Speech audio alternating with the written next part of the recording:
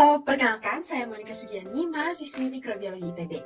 Dan saat ini saya akan mempresentasikan ide proyek metabolimik saya, yaitu potensi senyawa hasil biokonversi biji teratai oleh Lactobacillus acidophilus untuk mengatasi bau badan. Di latar belakang, survei mengatakan 75% remaja Indonesia mengalami masalah bau badan. Bau badan, walaupun tidak berbahaya, tapi sangat mengganggu lingkungan sekitar, dan akhirnya bikin minder. Tapi sebenarnya apa yang menyebabkan bau badan itu sendiri, dan gimana cara untuk mengatasinya? Kalau kalian mikirnya bau ini disebabkan oleh keringat, bisa coba ambil mikroskop dulu, karena sebenarnya pelaku utamanya adalah bakteri. Keringat itu sebenarnya nggak bau, dan sangat wajar jika kita berkeringat. Keringat ini dihasilkan oleh kelenjar ekrin yang ada di seluruh tubuh dan akan menghasilkan air dan garam. Makanya keringat bisa asin. Selain itu, keringat juga dihasilkan oleh kelenjar apokrin yang baru berkembang ketika memasuki masa pubertas. Dari kelenjar ini akan dihasilkan protein dan lemak di beberapa bagian tubuh. Nah, perlu kita ketahui bahwa di setiap sentimeter kulit kita akan ada ribuan sel bakteri. Contohnya ada Staphylococcus hominis, Micrococcus, dan juga Corynebacterium. Dan bakteri inilah yang berperan untuk menguraikan larutan protein dan lemak yang ada pada keringat untuk dikonversi jadi senyawa asam mudah menguap dan memiliki bau khas yang tersendiri.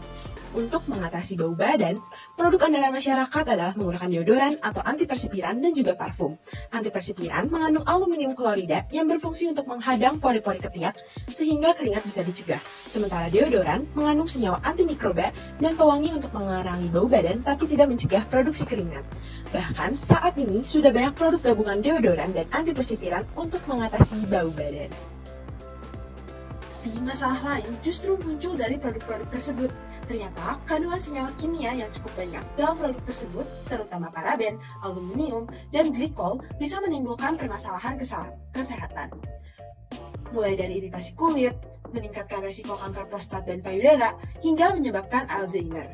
Maka dari itu, diperlukan suatu alternatif produk deodoran yang mengandung senyawa alami, jadi aman untuk digunakan dan pastinya tetap efektif untuk mengurangi bau badan, serta dalam produksinya juga bersifat ramah lingkungan.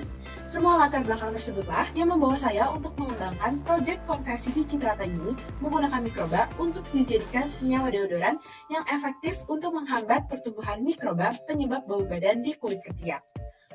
Pada akhirnya, tujuan dari proyek ini adalah untuk menentukan potensi Lactobacillus acidophilus dalam melakukan biokonversi biji teratai untuk dijadikan deodoran alami melalui pendekatan mikrobiomik kulit ketiak, dan untuk menentukan senyawa metabolit yang dihasilkan dalam biokonversi biji teratai oleh Lactobacillus acidophilus.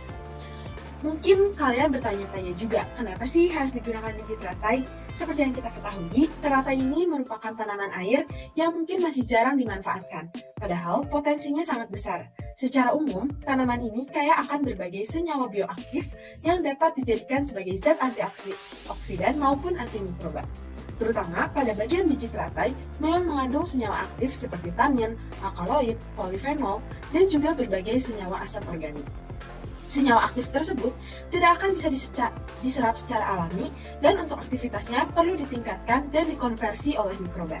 Dari penelitian yang telah dilakukan sebelumnya, ternyata bakteri asam laktat seperti Lactobacillus dapat meningkatkan aktivitas polifenol dan senyawa aktif lain pada biji teratai ini.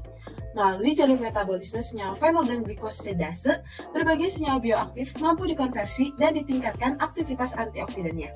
Hingga harapannya, konversi biji teratai dengan Lactobacillus acidophilus ini mampu menghasilkan senyawa antioksidan maupun antimikroba yang mampu menghambat pertumbuhan mikroba penyebab bau badan di ketiak. Untuk melakukan proyek ini, maka terdapat beberapa metode yang dilakukan. Pertama-tama, maka akan dilakukan tahapan biokonversi dan pembuatan produk deodoran terlebih dahulu. Bunga teratai yang didapatkan dari rawa-rawa sekitar Bandung dapat diambil bijinya dan dilakukan ekstraksi dengan cara penggilingan halus dan penambahan etanol 70%. Ekstrak sampel kemudian dikeringkan dengan oven pada suhu 45 derajat selama 2 jam. Kemudian akan disiapkan kultur Lactobacillus acidophilus juga. Kultur akan diaktifasi dan ditumbuhkan terlebih dahulu pada medium MRSB selama 48 jam. Inokulum yang telah aktif akan disentrifugasi untuk meresuspensikan sel bakteri. Selanjutnya, ekstrak biji teratai di awal tadi akan dicampur dengan sel bakteri tersuspensi dan ditambahkan dengan larutan salin buffer fosfat. Proses biokonversi akan didiamkan untuk terjadi. Sampel diinkubasi selama 4 hari pada suhu 37 derajat Celcius dengan agitasi 180 rpm. Jika inkubasi telah selesai, maka selanjutnya sampel akan disentrifugasi dan diambil bagian supernatannya. Supernatan yang mengandung medium dan senyawa aktif ini akan dianalisis kandungan metabolitnya menggunakan GC-TOF-MS.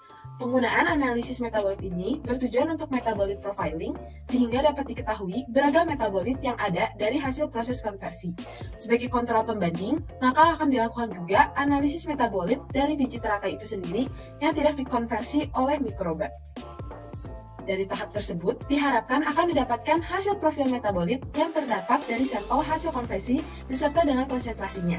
Hasil metabolit ini akan dalam bentuk grafik-grafik yang nantinya dapat diinterpretasikan senyawa yang terkandung di dalamnya berdasarkan data retention time serta luas area yang didapatkan. Sehingga akhirnya akan diketahui kandungan metabolit pada biji teratai, hasil konversi, dan kandungan metabolit pada biji teratai pada umumnya.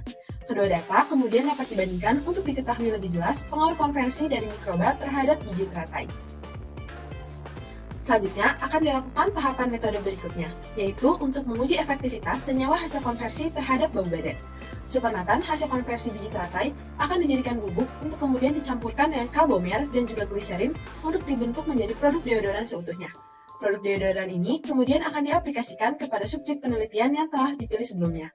Untuk itu, akan dipilih 20 sampel laki-laki berumur 20 tahun dengan aktivitas yang serupa. Dari 20 sampel akan dibagi ke dalam dua kelompok, yaitu kelompok kontrol yang merupakan subjek menggunakan deodoran komersil dan juga kelompok perlakuan yang diberikan produk deodoran hasil konversi biji teratai. Setiap subjek akan rutin menggunakan produk 2 kali sehari selama 1 minggu. Setelah itu akan dilakukan sampling swab ketiak dari setiap subjek. Untuk mendukung data percobaan, maka akan dilakukan pengukuran bau badan juga menggunakan odometer. Sampel swab yang didapatkan kemudian akan diekstraksi untuk mendapatkan DNA-nya dan akhirnya dilakukan sequencing, yaitu Illumina sequencing, untuk mengetahui profil komunitas mikroba yang ada pada ketiak. Sebagai kontrol negatif, digunakan juga sampel subjek yang tidak menggunakan produk deodoran sama sekali. Dari hasil sequencing, maka akan diketahui perbandingan komposisi mikroba yang terdapat pada ketiak dengan deodoran komersil, deodoran hasil biokonversi, dan juga tanpa deodoran. Nantinya, hal ini dapat dihubungkan dengan pengaruh metabolit hasil konversi dengan komunitas mikroba yang ada. Apakah senyawa hasil biokonversi tersebut mampu mengurangi komunitas mikroba tertentu yang menghasilkan bau badan? Untuk itu juga dapat dilakukan analisis korelasi mikroba dengan bau badan dari hasil data pengukuran bau badan. Langkah akhir dari proyek ini adalah dengan melakukan analisis data secara statistik untuk memudahkan dalam menginterpretasikan data. Analisis statistik yang digunakan adalah uji ANOVA dan t-test untuk mengetahui perbandingan dan perbedaan secara spesifik antara data hasil perlakuan dan juga kontrol. Kemudian, digunakan juga analisis korelasi Spearman untuk mengetahui korelasi yang ada antara komunitas mikroba dengan bau badan. Dan dilakukan juga analisis PLSDA untuk memudahkan dalam mengelompokkan senyawa metabolit hasil konversi dan hubungannya dengan komunitas mikroba yang ada. Dan pastinya, dalam melakukan proyek ini dibutuhkan dukungan biaya juga, di mana biaya yang dibutuhkan meliputi penyediaan bahan, alat, dan juga penggunaan jasa analisis, seperti yang dapat dilihat pada tabel berikut ini. Total biaya yang dibutuhkan untuk proyek berkisar pada Rp30.468. Kedepannya, proyek ini bisa membuka potensi lebih luas dari teratai itu sendiri yang mungkin selama ini kurang dimanfaatkan. Dan proyek ini juga membuka pandangan lebih luas untuk pemanfaatan teknik berbasis mikroba maupun salah satu aplikasi metabolomik untuk menjawab permasalahan masyarakat. Sekian presentasi dari saya, mohon maaf bila ada kesalahan. Akhir kata, sebagai penutup, pantun dulu kali ya. Jalan-jalan ke Cinta Asih. Gak lupa untuk membeli alpukat. Sekian dan terima kasih, semoga bisa bermanfaat.